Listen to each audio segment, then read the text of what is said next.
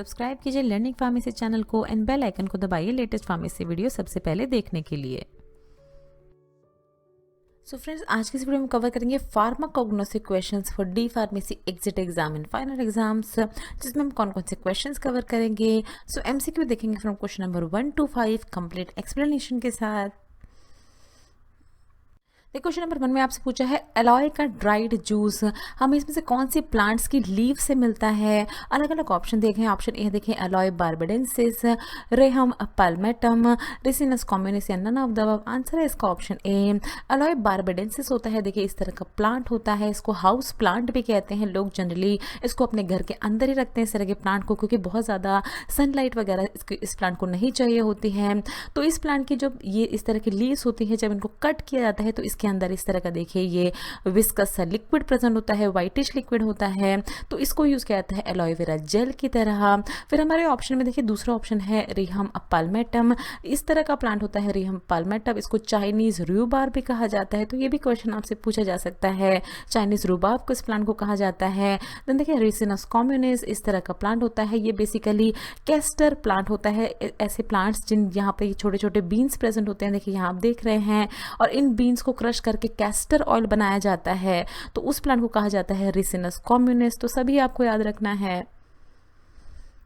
देखिए question number 2 में आपसे पूछा है कौन सा ऐसा पार्ट है र्यूबार प्लांट का जिसको खाया जा सकता है, एडिबल होता है, जो लीव्स, बार्क, जूसेस या स्टॉक्स। आंसर है इसका ऑप्शन बी।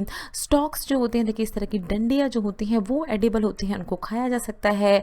बहुत सारे रीजन्स में, इंडिया में भी और बहुत सारे अलग अलग देशों में भी इसको एक तरह से सब्जी की तरह यूज़ किया जाता है, जैसे सेलरी वगैरह यूज़ किया जाता है उनकी डंडियों को।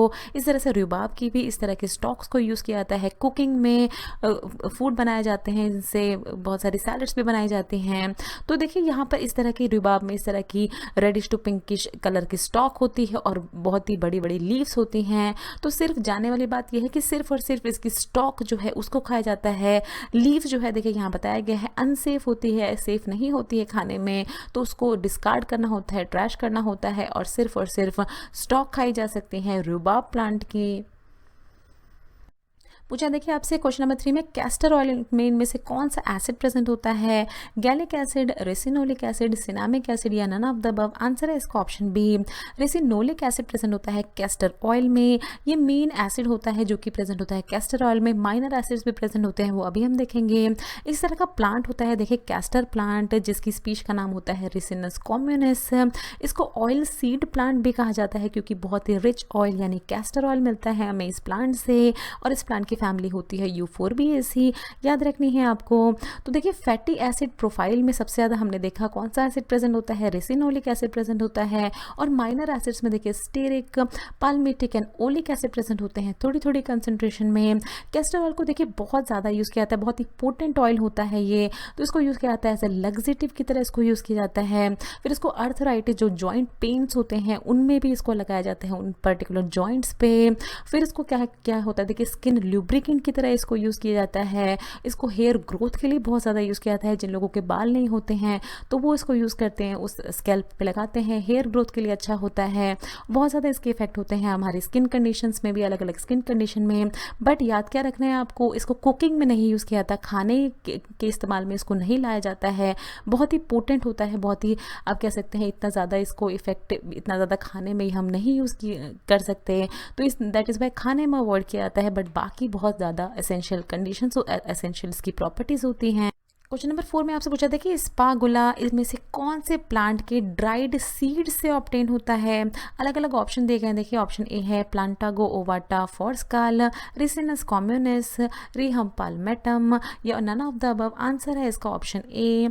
तो देखिए प्लांटागो ओवाटा फॉर्स्काल एक तरह का प्लांट होता है, इस तरह का प्लांट होता है जिसके ड्राइड सीड से क्या ऑब्टेन किया जाता है, जिसके ड्राइड सीड को क्रश किया जाता है। और स्पागुला हस्क आपने पाउडर सुना होगा, जिसको बहुत ज़्यादा कॉन्स्टिपेशन में, डायरिया में, हर चीज़ों में उसको यूज़ किया जाता है। फाइबर कंटेंट बहुत ज़्यादा होता है। इस तरह का पाउडर होता है देखिए। तो इस तरह के प्लांट से सीड्स कलेक्ट करके उनको क्रश करके इस तरह का पाउडर बनाया जाता है।